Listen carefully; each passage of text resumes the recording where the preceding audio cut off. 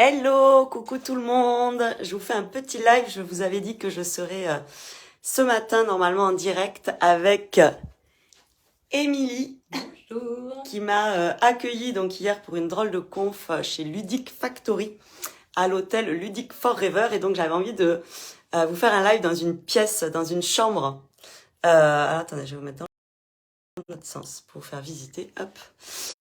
Donc en fait ici on est dans une chambre style donc Sherlock Holmes et donc tous les détails ont été pensés pour emmener les clients dans une immersion en mode Sherlock Holmes. Donc on a une petite vue nature sympa aussi. Hop. Et attendez, hop, je reviens si ça marche. Hop. Ah, je ne peux pas retourner le téléphone pendant l'enregistrement. La blagounette. Eh ben, c'est pas grave, on va s'adapter. C'est le maître mot. Adaptation, tout va bien. Hop, je vais...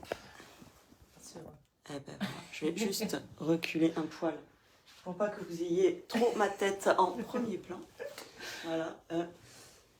Ah ouais, c'est les aléas du direct, hein. On s'adapte. Donc du coup, c'est ma première rencontre inspirante dans un lit. Mais c'est vrai que la literie de Ludic Forever est plutôt très très sympa, donc on est bien. Bah oui. On est bien. Donc du coup, je vous présente coucou Béa. Est-ce que tu peux nous dire si tu nous entends bien, si c'est ok pour le son? Je pense que oui. Bonjour à vous deux. Salut Jacques. Est-ce que vous pouvez nous envoyer des petits pouces ou quelque chose pour nous dire que tout est ok au niveau son? Oui, ouais. Très bien. Super, merci Béa.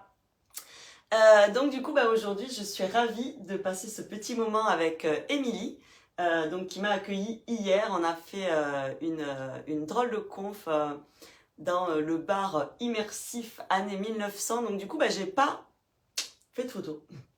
Donc je vous enverrai le lien de la page pour que vous puissiez découvrir un petit peu plus le lieu. Mais c'est vrai que j'ai pas été dans le truc de faire des photos. Donc hier on a fait une drôle de conf. Donc c'était une première pour moi de faire ça dans un bar. Avec des gens la majorité des gens sont venus spécialement pour la conf. Mais il y avait des gens au milieu qui n'étaient pas prévus pour ça. Et puis finalement, ils ont participé aussi de près ou de loin. Donc c'était un peu challengeant pour moi d'avoir ce côté des gens qui viennent, qui repartent, voilà. Mais on a passé une super soirée. Il y avait beaucoup de femmes. Ouais, majorité, ouais. Ouais. Alors il y avait quelques hommes, donc c'est cool. Coucou Valérie. Il y avait quelques hommes, il y en a de plus en plus, mais là c'est vrai qu'hier c'était plutôt féminin, mais on a passé une chouette soirée. Après on a passé des bons moments d'échange, de partage, c'était très sympa. Et donc ce matin j'avais envie de donner la parole à Émilie, qui est quand même un peu détendue du bulbe aussi, hein. J'essaye. Ouais. Le plus possible. Et l'objectif, c'est de vous inspirer à le devenir si vous ne l'êtes pas encore. Alors là, quand même, dans ceux qui regardent, je pense qu'on est quand même déjà à un niveau sympa. mais il y a toujours matière à faire mieux. Et du coup, moi, mon objectif, c'est aussi de vous présenter toutes les personnes que je rencontre avec qui j'ai la chance de partager des super moments parce que forcément, entre détendus du bulbe, c'est plutôt cool. Hein, nos rencontres et nos partages sont vraiment sympas. Et donc aujourd'hui, j'avais envie de donner la parole à Émilie, qui va nous raconter, déjà, nous présenter peut-être l'établissement dans lequel on se trouve aujourd'hui, et puis nous dire un petit peu comment ça se caractérise le fait d'être détendu du bulbe aujourd'hui dans sa vie. Parce que souvent on me dit oui, mais en fait, c'est quoi être détendu du bulbe? Mais en fait, ça dépend des gens. Donc l'objectif pour moi, c'est de vous montrer qu'il y a plein de façons d'être détendu du bulbe, plein de façons d'y parvenir, parce que ce qui est intéressant, c'est de vous montrer que les gens détendus du bulbe que je rencontre aujourd'hui ne l'étaient pas, comme moi je ne l'étais pas il y a quelques années. Moi, je vous le dis tout le temps, j'étais hyper rigide, hyper contrôlante, je voulais tout diriger, tout était dans des cases, ça Pardon, je l'explique d'ailleurs dans mes drôles de conf. Et j'explique du coup mon parcours et comment ça m'a amené à être aujourd'hui comme je suis. Mais je trouve que c'est chouette de montrer qu'il y a plein de façons de le vivre, de le devenir. Et bon, le point de départ, c'est toujours le même, hein. On n'est pas détendu, on est dans le contrôle, on fait chier les autres. On est tous à peu près logés à la même enseigne au début, mais après, les parcours sont différents. Donc, Émilie, bienvenue, merci. Enfin, bienvenue du coup chez toi. Hein, mais bon, bienvenue à toi. Bienvenue dans la vidéo live. Merci. Mais bonjour à toutes et à tous. Donc Émilie, j'ai repris l'établissement ici Ludic Forever il y a 5 ans avec mon mari. Et avant, on n'était pas vraiment sur de la création d'entreprise ou sur le côté entrepreneurial et un peu détendu du bulbe que ça peut entraîner. Parce qu'être entrepreneur, c'est aussi être le plus détendu possible pour que les choses passent relativement de façon fluide. Et donc moi, avant, j'avais un appartement qu'on avait acheté, j'avais un petit garçon d'1 an et demi, j'avais un travail, un CDI, j'étais en format très, très conventionnel et très normal, avec des codes. Faut bien travailler, faut bien... Il faut et je dois. C'est ça. Ouais, avec plutôt des injonctions. J'étais juriste de formation, donc aussi la justice et l'ordre, voilà, qui restent des valeurs importantes à mes yeux. Oui, mais ça n'empêche pas. C'est ça. Mais voilà, j'ai un esprit aussi très créatif et j'avais besoin aussi de me sentir vivante et de sentir que j'avais une petite maîtrise. J'aime bien maîtriser aussi. Donc il y a une part aussi de sentir que l'entrepreneuriat aussi me titillait pas mal. Et du coup, la vie a fait que j'ai été licenciée du jour au lendemain. Plus de maîtrise, plus de contrôle. Avec mon fils sous le bras et puis un appartement qu'on venait d'acheter. Et mon mari qui n'était pas très heureux dans son travail. Il faisait quoi, Julien ? Julien était chez un traiteur. D'accord. Ah oui, côté cuisine. Ouais, okay. C'est ça. Et il gérait les mariages, tout ça. Et on s'est dit, non mais il faut faire quelque chose. Moi, je sentais que l'entrepreneuriat me parlait. J'avais envie de ne pas passer à côté de ma vie. D'avoir le choix de pouvoir... Tu avais quel âge ? C'était il y a 7 ans. Donc j'avais 29 ans. Et j'avais envie aussi de profiter de mon fils parce que dans mon ancien emploi on m'avait dit que de prendre mon 80% ça dérangerait la direction. Du coup je ne l'ai pas pris. Et 1 an et demi après on m'a licenciée. De petits cadeaux. Donc voilà, mais j'ai gagné mes prud'hommes. Donc voilà, je ne me suis pas laissée faire.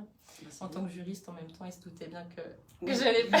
C'était somme toute un peu logique. Et donc tout ce cadre, j'ai eu envie vraiment de vivre un peu l'aventure en me disant allez basta, je mets en location l'appartement, on demande à nos beaux-parents, enfin mes beaux-parents si on peut venir en coloc. Ça va pas être ça va pas être très évident, mais on s'entend plutôt bien et on s'est dit le temps que le projet se fasse, parce qu'on avait un projet en tête d'hébergement atypique autour des jeux de société, grand passionné de jeux et aussi de l'expérience client, et on s'est dit allez, on part avec notre fils et on y va.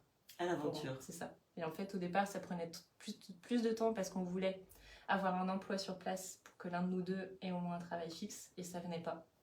Du coup, on s'est dit, non, mais en fait, ça va pas avancer si on n'y va pas. Oula. J'ai des frissons partout. Et du coup, on a lâché, on est parti avec Maëlle, avec notre fils. Et ça a pris du temps. Des business models, des projets qui prenaient pas, des sites où ça se concrétisait pas.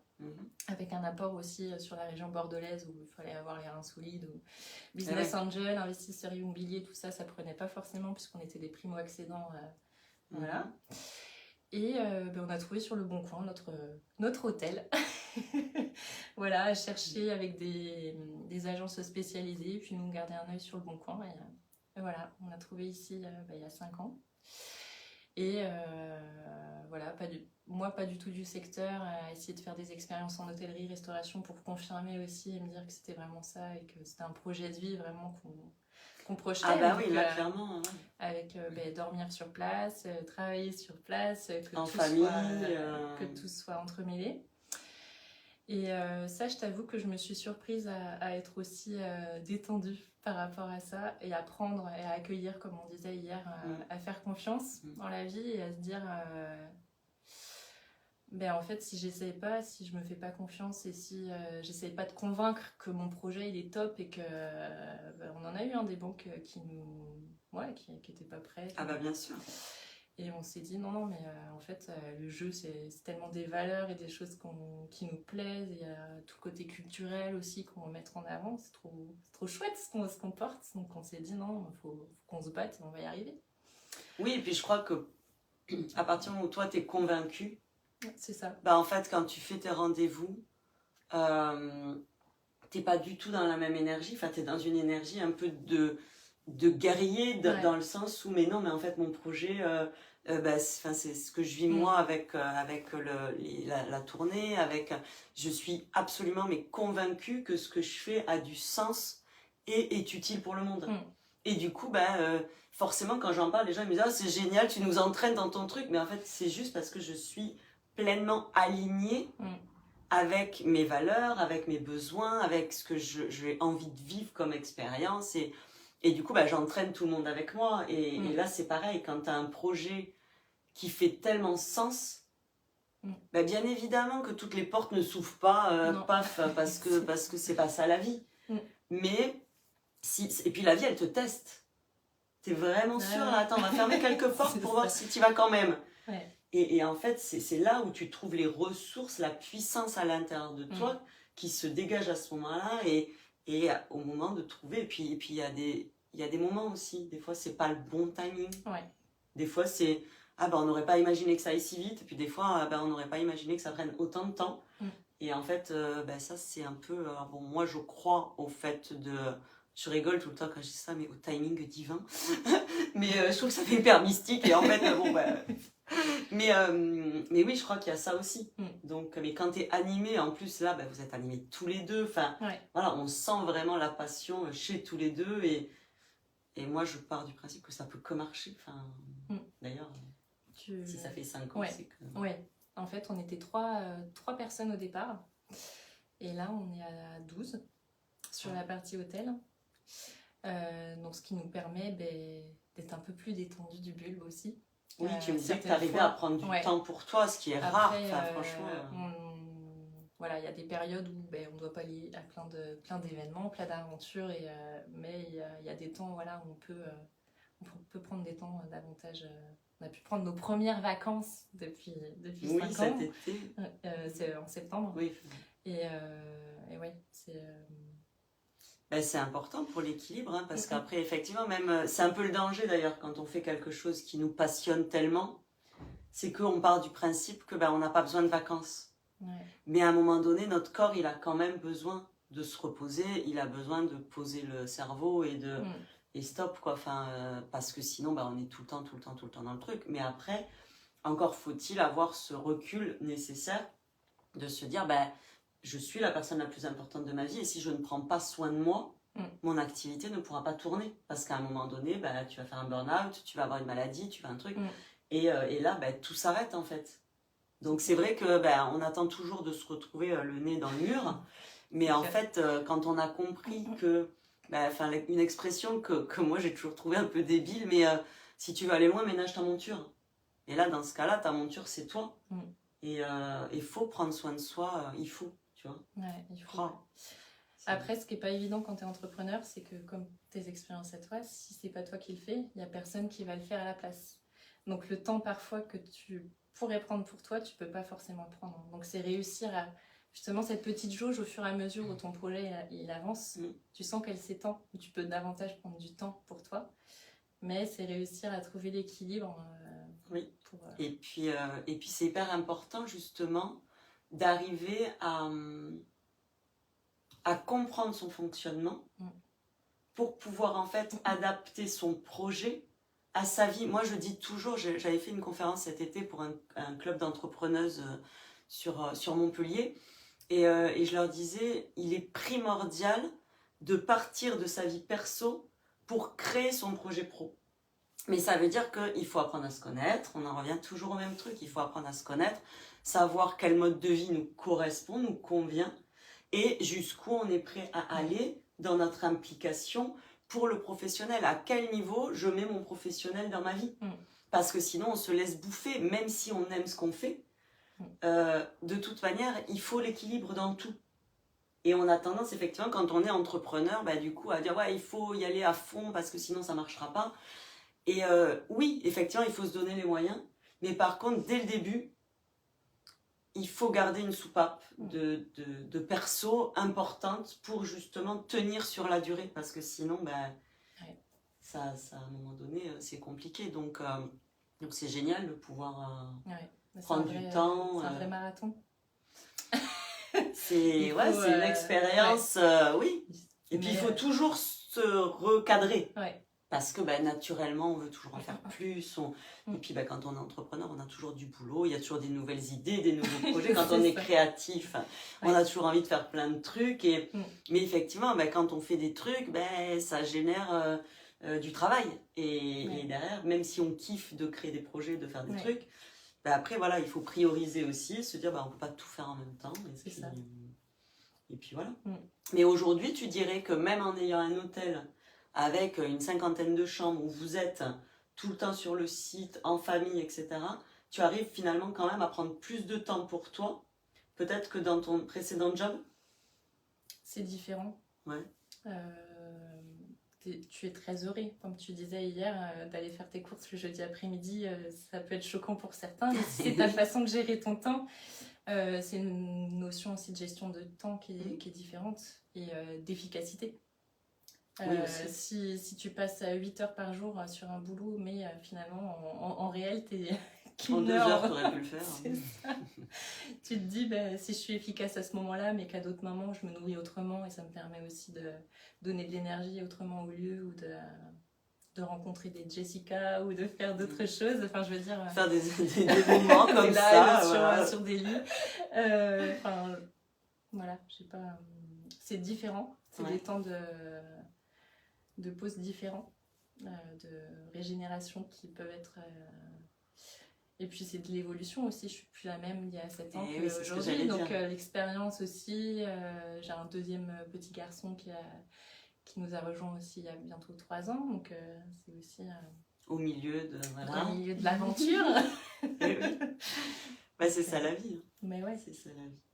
Et donc aujourd'hui, comment tu dirais que ça se matérialise ton côté plus détendu du bulbe par rapport à avant? Sur quoi tu lâches plus Nous, on est très en management horizontal. Et Ah oui, alors il faut quand même préciser que moi je suis arrivée là. Je suis arrivée hier pour la conf, mais j'étais passée 2 jours avant parce que j'étais vite fait sur Bergerac pour faire un petit coucou. Et j'ai été frappée en fait par l'énergie du lieu et la bonne ambiance. Alors on est arrivé à un moment donné dans l'accueil et il y avait personne, mais on entendait que ça se marrait beaucoup dans les pièces aux alentours. Et c'est vrai que avec Julien, on s'est dit c'est cool parce que malgré tout, c'est quand même rare d'arriver dans des endroits où les gens sont au boulot quand même, mais se marrent, qu'il y a une bonne ambiance. Au fur et à mesure que les gens arrivaient, c'était des gens souriants, bonjour.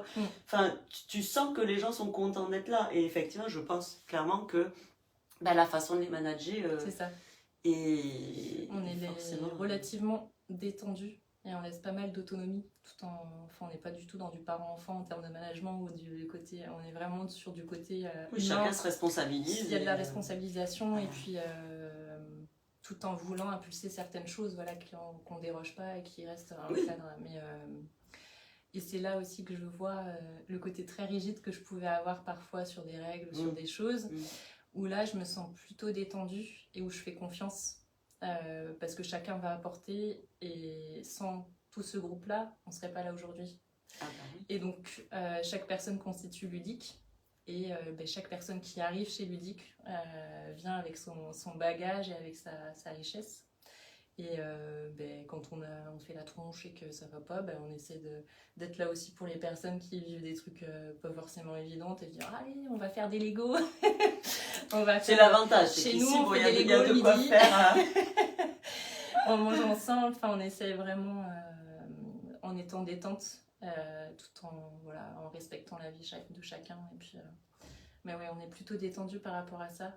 Et puis ça montre qu'on peut bosser en étant dans une ambiance cool et qu'on n'a pas forcément besoin de fliquer les gens, d'être tout le temps...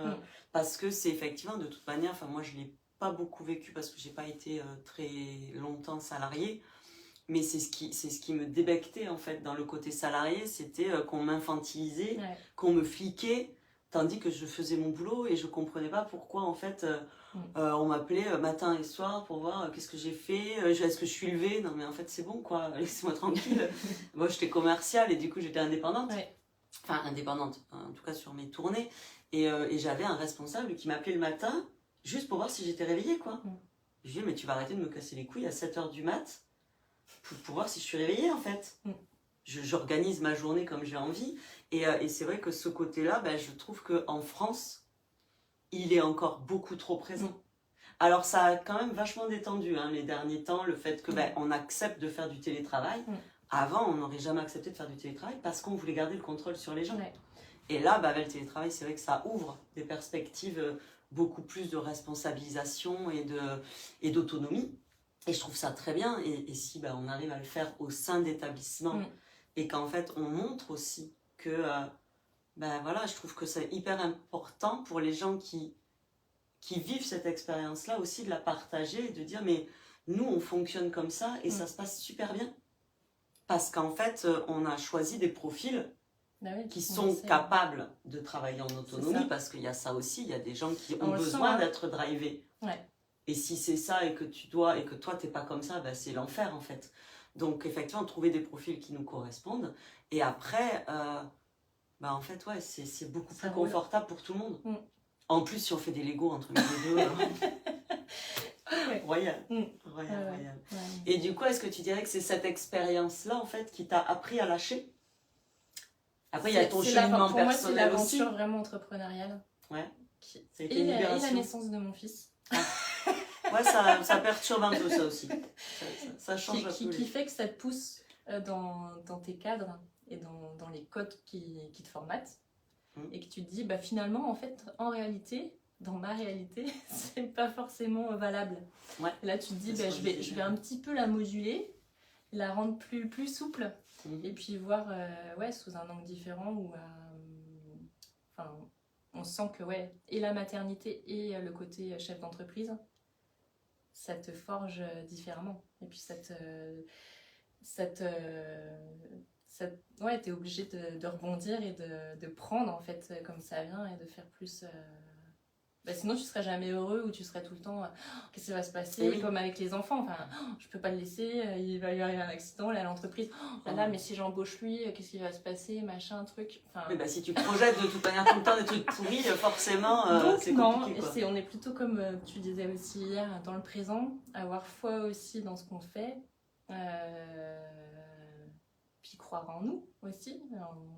Comme tu disais, si on fait des erreurs, tant pis, au moins on l'aura tenté, on l'aura essayé. Et puis je crois qu'il faut arrêter avec en fait des erreurs. C'est pas, moi j'ai une notion maintenant aujourd'hui beaucoup plus détendue, notamment par rapport à l'échec, où en fait il n'y a pas d'échec, c'est des tests, c'est des expériences. Il y a des tests qui fonctionnent, d'autres qui ne fonctionnent pas.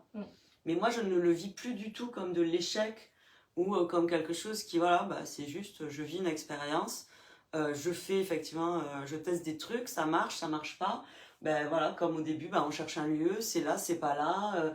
Et en fait, petit à petit, on prend cette façon de fonctionner. Et du coup, on ose vachement plus de choses. Parce que vu qu'il n'y a pas de peur de l'échec, il n'y a pas de truc de qu'est-ce qu'ils vont dire les autres, ça va pas marcher. Et alors, en fait, j'ai au moins eu le courage de le tester. J'ai osé... tenter des choses dans ma vie que plein de gens n'oseront jamais tester. Et je trouve que c'est hyper riche et c'est hyper beau. Et puis tu parlais du fait d'avoir un enfant, oui, clairement. Notamment dans l'éducation aussi. l'éducation où nous, on a été habitués avec, bah voilà, les enfants, ça obéit, et puis ça obéit pas, ça prend des fessées, quoi, parce qu'il faut que ça obéisse. Et en fait, quand tu commences à avoir cette conscience, à te dire, mais moi, est-ce que j'ai envie de ça avec mes enfants? Non. Est-ce qu'il y a d'autres alternatives? Ah ben oui, tiens. Il y a d'autres gens qui font différemment. Et de te nourrir, en fait, de fonctionnements différents qui te correspondent plus. Mais encore une fois, ça demande de te poser des questions sur, ben, est-ce que ça me correspond? Est-ce que ça me correspond pas? Vers quoi j'ai envie d'aller? Et l'entrepreneuriat, effectivement, t'amène tout le temps à te renouveler. Et les enfants aussi. Parce qu'en fait, ce qui marche là, dans 2 semaines, ça ne marche plus. Donc, bon, la solution, c'est on fait des Lego. Je vais garder Nous, cette on aime option. bien, quand on est tendu, on sort un peu sur un Lego. D'accord. Ouais. Et puis après, on les expose dans l'hôtel. Tu verras, il y en a plein partout. Ouais. J'ai vu votre collection de, de Lego. Ouais, mais oui, ça peut être aussi une solution de se dire, bah voilà, enfin là, à un moment donné, on n'a pas de solution, tout le monde est tendu. On lâche prise, en fait, et on fait autre chose. On fait autre chose. C'est ça. Donc, c'est chouette. Ouais. En tout cas, c'est une belle aventure. Ouais. Vous êtes rayonnant. Mais écoute, c'est une aventure très très prenante, qui est riche, et où il faut trouver l'équilibre, comme tu dis, savoir s'écouter, écouter aussi la famille, les clients, enfin il y a tout à prendre en compte. Mais c'est hyper riche, ouais. Super. Ouais. Eh bien, écoute, merci beaucoup, Émilie. Merci à toi. Je vais juste, quand même, te remettre le diplôme. Wow. Voici, Émilie, ton diplôme qui te permet d'entrer dans la grande tribu, dans la grande communauté des détendus du bulbe, parce que mon objectif, c'est quand même ça, moi, c'est de créer la plus grosse communauté de gens détendus du bulbe au monde. Donc, au fur et à mesure de mes rencontres, j'intègre des gens à ma communauté folle et chelou quand même, mais ça fait du bien aussi de ne pas se prendre au sérieux, de se marrer, dès que je parle de cette communauté, de créer la plus grosse communauté de gens détendus du bulbe au monde, parce que je trouve que quand même, faut y aller à un moment donné. Hein. Et je vois que les gens rigolent, ça les fait sourire, et ils se disent ah ouais c'est cool, enfin ils ont envie d'en savoir plus, et c'est voilà, et c'est ça, la vie est un jeu. Tout le temps. Alors ici en plus on est bien entouré. Combien il y a de jeux? On en a plus de 1000. Ah, c'est ce que je disais hier. On en a plus de 1000, à la fois des jeux extérieurs et des jeux, ça peut être des jeux d'apéro, des jeux de plateau. D'ailleurs, si vous êtes créateur de jeux, si vous connaissez des créateurs de jeux, n'hésitez pas à leur parler de Ludic Factory et de Ludic Forever, parce que du coup ils exposent, en fait, ils proposent à leurs clients de découvrir des jeux. Donc ça peut être aussi un moyen pour eux de se faire connaître que de t'envoyer le jeu et de te proposer de le tester et d'après de le faire connaître. On peut faire des événements aussi autour. On peut faire des événements aussi autour d'auteurs. Carrément, quand tu crées un jeu, quoi de mieux que de venir le présenter dans un lieu dédié un peu, enfin en tout cas dans cet univers-là. Donc ça peut être une chouette idée. On va vous laisser. Moi je vais continuer ma tournée. Je pars au niveau de La Rochelle, donc à Saint-Pompin, pour une drôle de conf demain.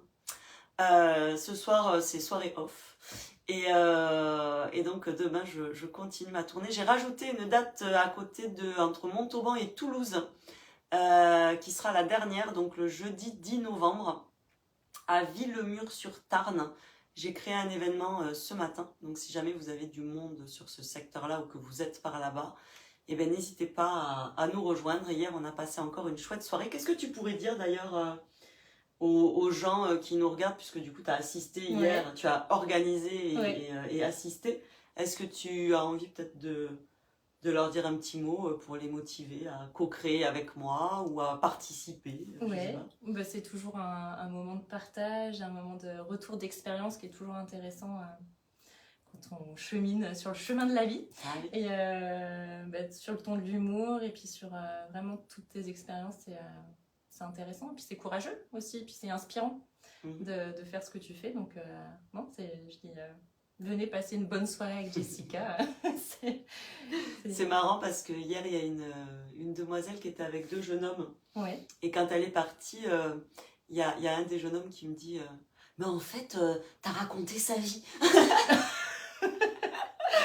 Et donc, c'était marrant parce que, effectivement, forcément, les gens se reconnaissent dans plein d'anecdotes que je raconte en disant « Ah, tiens, ça, je l'ai vécu. Ah, ça, je l'ai été épargné, c'est cool, hein, merci. » Et en fait, c'est toujours un peu les mêmes retours où ça permet de s'identifier, où ça permet d'ouvrir peut-être à des solutions auxquelles on n'a pas pensé, une façon d'appréhender les choses et de voir la vie qui est peut-être plus en mode détendu du bulbe, et ça fait du bien en fait. Donc ça donne envie aux gens de se détendre et de changer des choses dans leur vie. Donc c'est cool. En tout cas, on a passé un chouette moment. Merci beaucoup, Émilie. Merci à toi. Et puis merci à Julien aussi, qui a contribué largement à la soirée d'hier. Et puis moi, je vous retrouve bientôt pour un live ou pour je ne sais pas quoi. Moi, je fais tout à l'impro, donc je ne sais jamais. Je vous souhaite une belle journée. À bientôt. Merci, Émilie. Merci à toi. Salut.